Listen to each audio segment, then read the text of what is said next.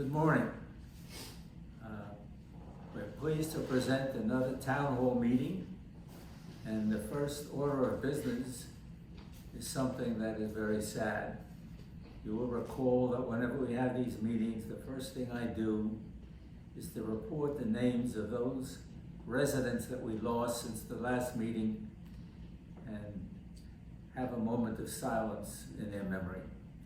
And I would ask everyone to please stand with me as we do that. Bart Gardner, Arlene Colesby, Shirley Larner, Nikki Lavoie, Al Maroon, James Walsh, Max Wiener, and for most of us, we're going to be very sad to hear what I say now, Yvonne Marie Young. May their blessed souls rest in eternal peace. Thank you.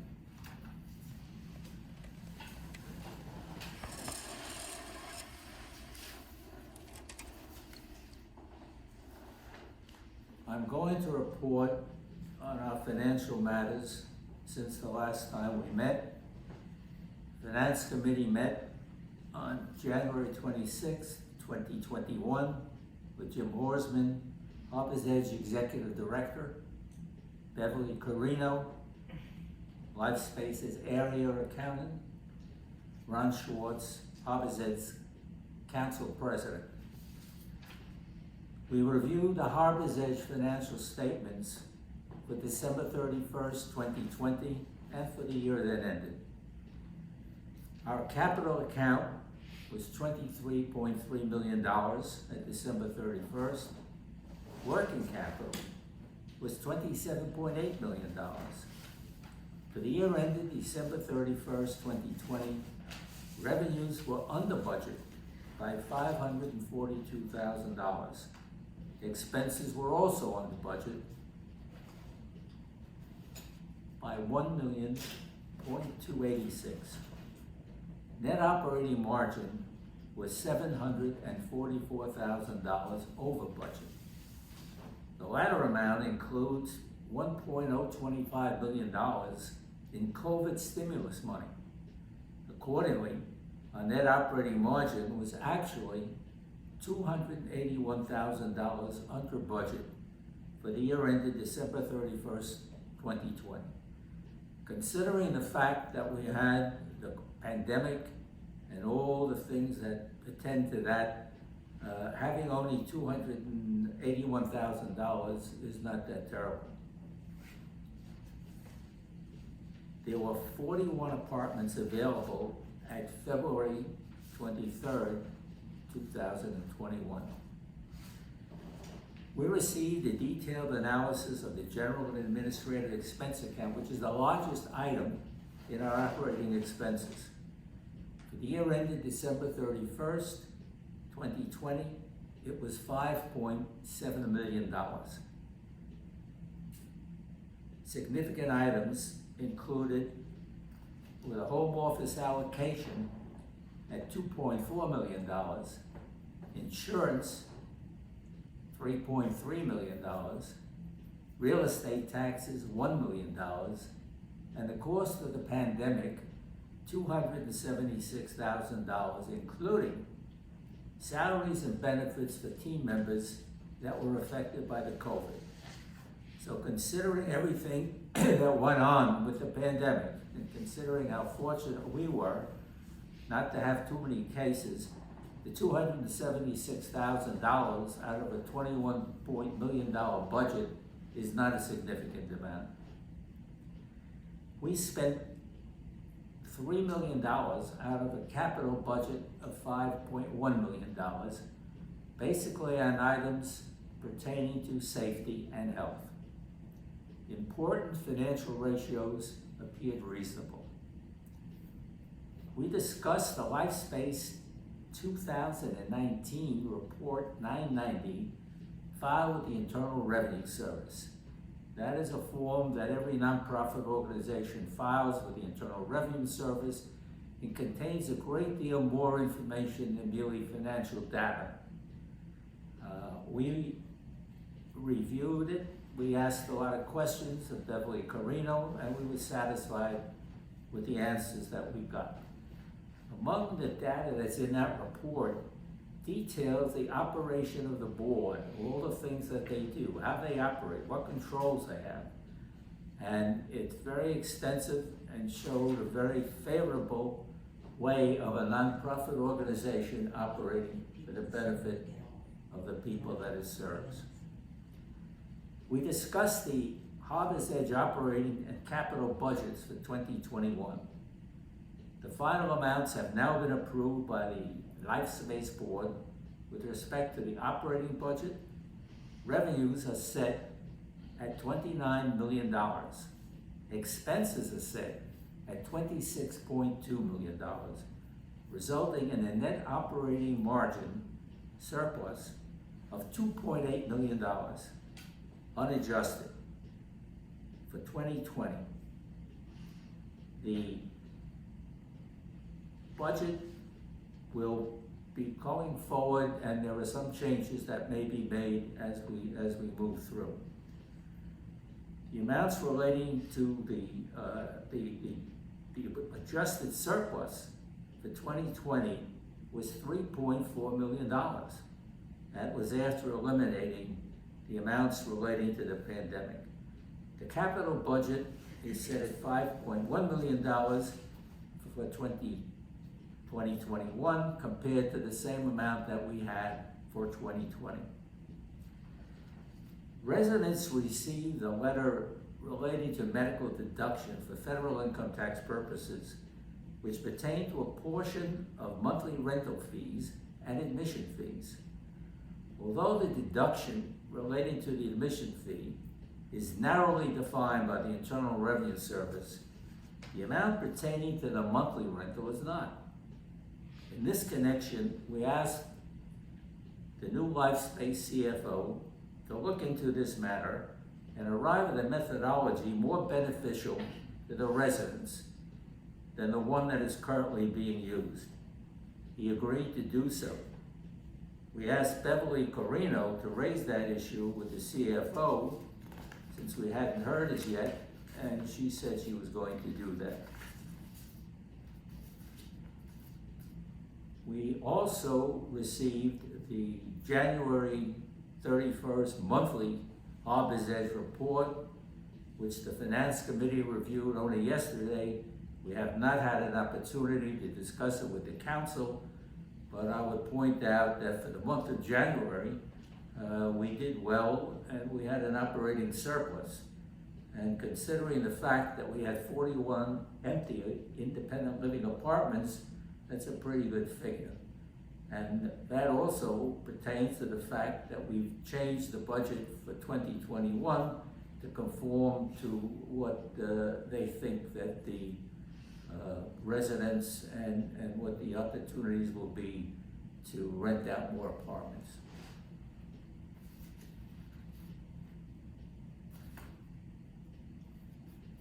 Respectfully submitted, Myron Strober, Finance Committee Chair. Hello, I'm Ron Schwartz, the Resident Council President, and welcome to our virtual Resident Council meeting.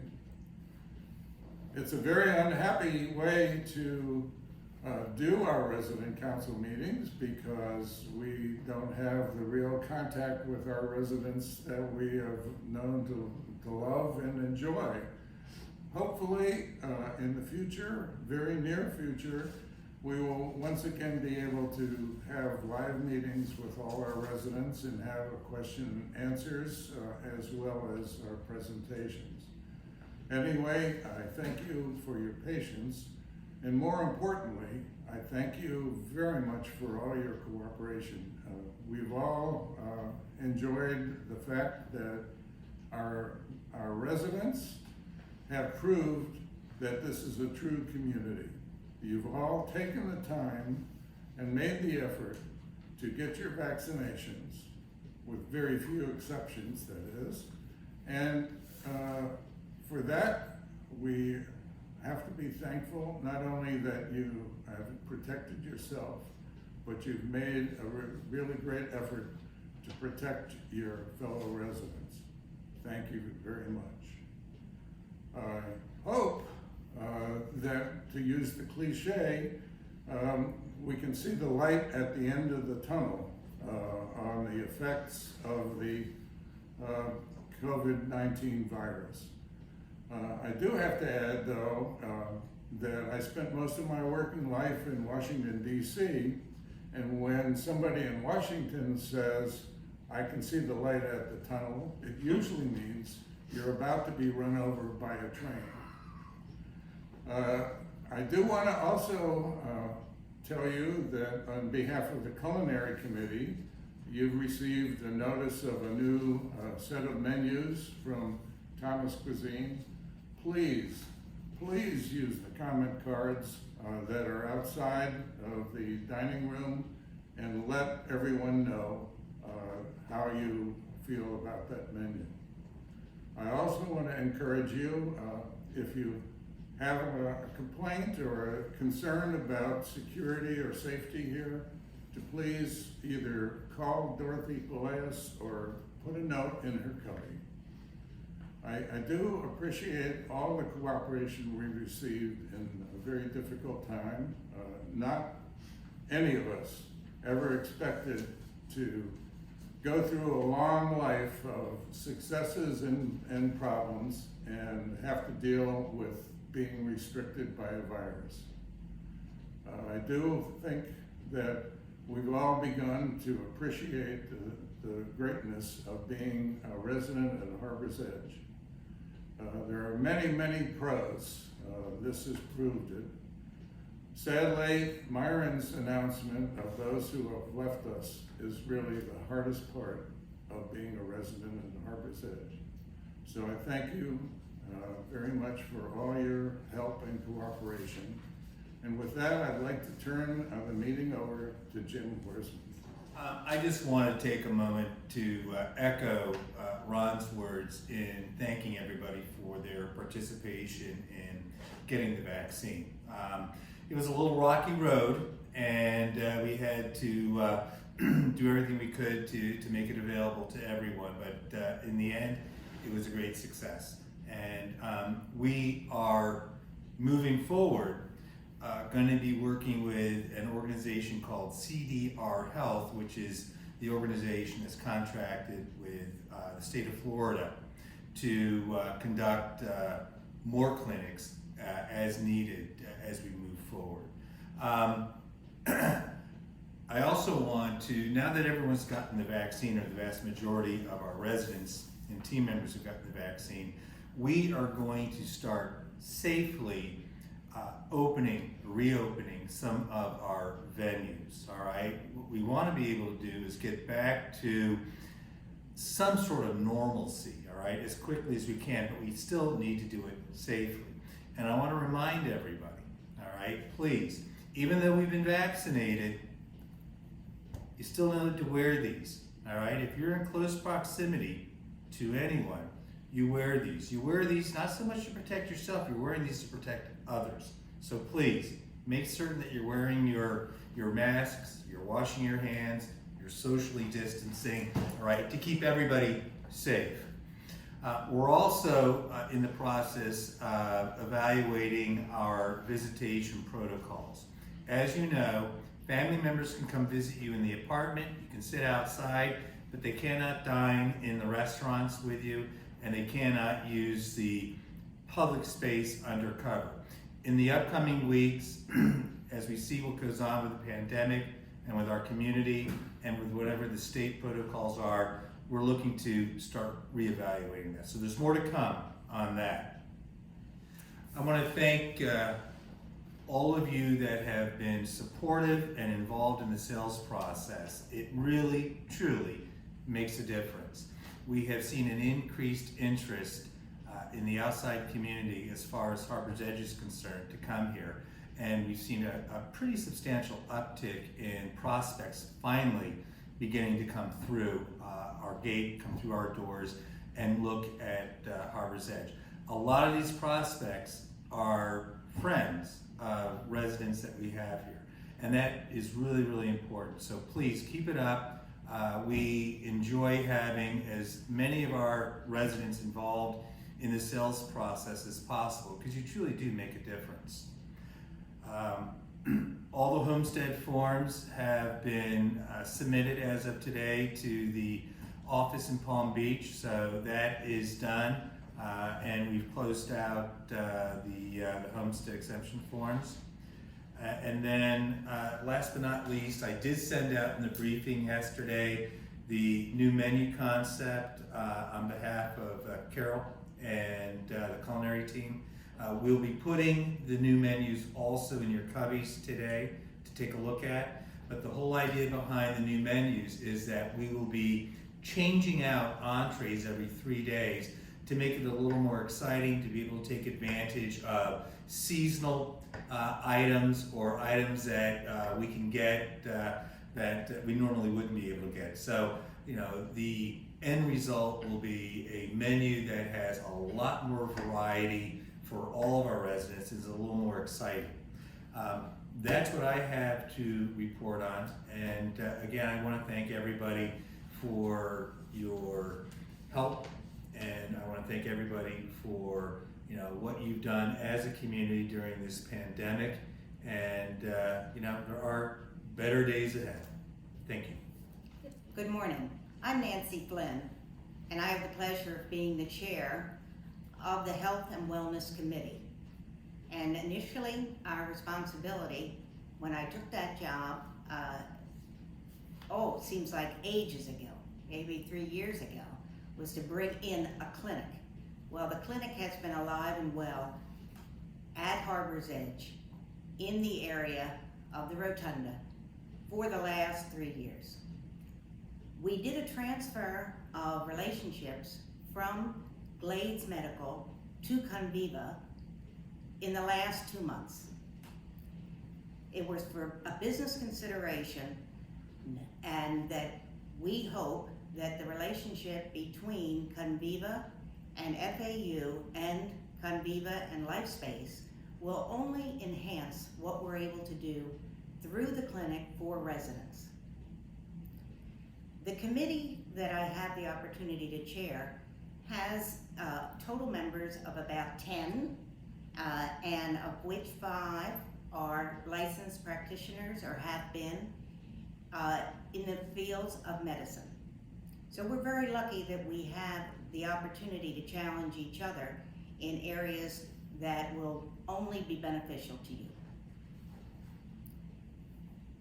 Looking that the clinic at this point is focusing on health and the well-being of successful aging, part of LifeSpace thinking changing is that we now have a program that belongs to us at Harbor's Edge called Successful Aging, as opposed to the Masterpiece Living program that was an external program that was brought to the organization. We're developing different ways to use our opportunities through Successful Aging. With Judy Stauffer's group in the activities department, we're re-examining programming to look at how we can better and best serve our aging population to assure that both physically and mentally that all good things are brought to you for your consideration.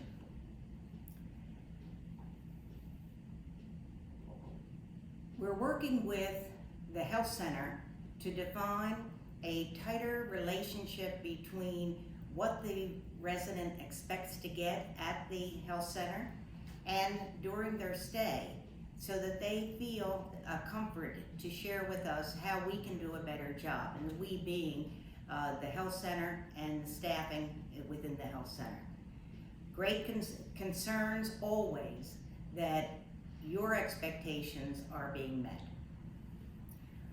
We have in place a memory care program with FAU that has not kicked off yet because we've been waiting for the opportunity to meet a new high-level person in LifeSpace that will be in charge of memory care programming for all 15 communities, and that will be in concert with FAU. In the area of the pandemic and what our residents have had problems reaching out on an individual basis, we started a program called Quarantine and Conversations with Judy Stauffer's group, and that has been very successful with FAU, where they are contacting residents, the students of medicine at FAU, and having these exchanges of information about how they feel. You may know that the pandemic has been particularly hard on the elderly and particularly hard on the feelings of self and positive relationships in conversation. And the medical students have been extremely positively disposed in their conversations with our residents. So, we're doing a lot of different things. You don't see us as a group, but Judy has been kind enough to furnish the opportunity for a page or more in the highlights every month, that if we're doing good things, that information will be coming to you on a monthly basis. And we welcome any comments, and we welcome you to try the clinic. We have two renowned gerontologists in Dr. Joseph Auslander and Dr. Reyes. You know, and in the new year, Medicare has, as part of their wellness program, an opportunity for you to have an examination of total wellness, geriatrically speaking. And if you just stop by the clinic, register, make an appointment with Dr. Joe or Dr. Reyes, you'll find that it's an hour of pleasure where a doctor is very focused on the total you and how your specialists or your medical doctors may be on one track, but geriatrically, we may be able to provide you with some additional information. So we urge you to consider the clinic as an adjunct to your total experience of medicine. Thank you very much. Good morning. My name is Bob Kaplan.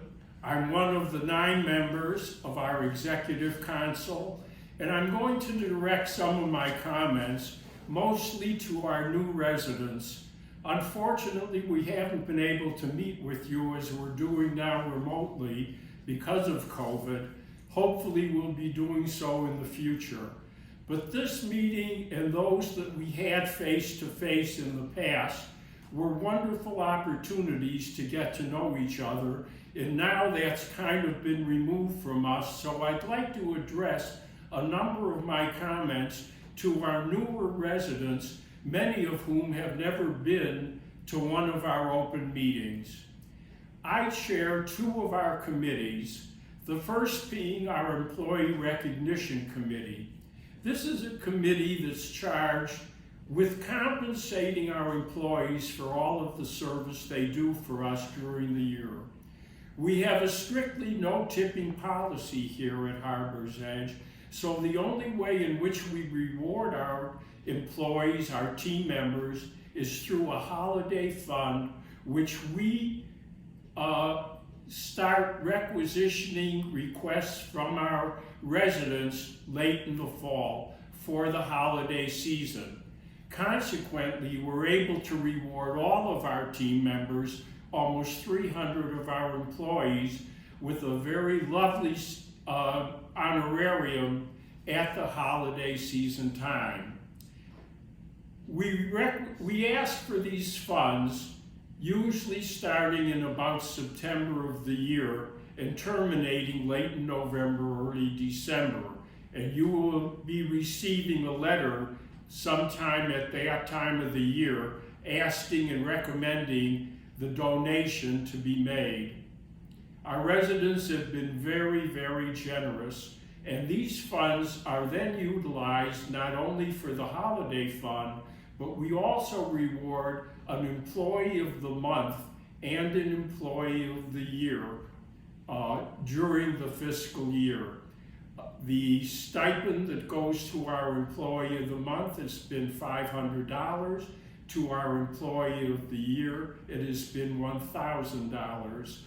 This has resulted in our being able this year, the past year, to award at holiday time an amount equal to $1,400 to each and every one of our full-time team members.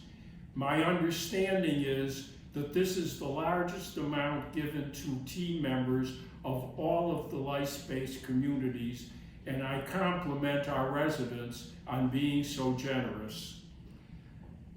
In addition to our monthly award and our annual award, we've been fortunate here at Harbor's Edge to have several employees in the last couple of years who've served us for 30 years. Actually, this has been almost as long as Harbor's Edge has been in existence. This year, we will have one more 30-year employees, and we will honor them with a $1,000 honorarium. Every 4 months, we send out a form to every one of our residents, which we put in your cubby, and we ask you to recommend an employee who you feel has done outstanding service. And we will be doing so again. The committee uses these forms in order to decide who will be our employees of the month, and they're very valuable, and we do ask your cooperation in filling them out and submitting them to the committee when you receive them. The second committee that I chair is the Foundation Committee. And the Foundation Committee consists of a group of funds that are designed to benefit both our team members and our residents. Within the foundation, we have 7 different funds which our members, residents, can contribute. We have the health center, we have the library, we have a general fund, we have a benevolent fund, we have a fund for arts and entertainments, we have a team member scholarship fund, and a team member emergency fund. In the past year or so, we've had the pleasure of awarding scholarships to 2 of our team members. Also, we recently had a request from one of our residents to establish a tranquility garden outside of our manatee room here, which we will be constructing in the next several months. These are just 2 of the functions that the committee has now endorsed and gone through. We will be further discussing the foundation with you, but all of the contributions to the foundation may be directed to any of the funds that you prefer, and also all of the donations are totally tax deductible. So we look forward to your cooperation in the future. We thank both our existing residents and hopefully our new members for their generosity in supporting both of these committees. And once again, we wish you well. We hope that we have a rapid recovery from this COVID, and we will once again have the opportunity to meet you in person at these meetings on a monthly basis in the future. Thank you.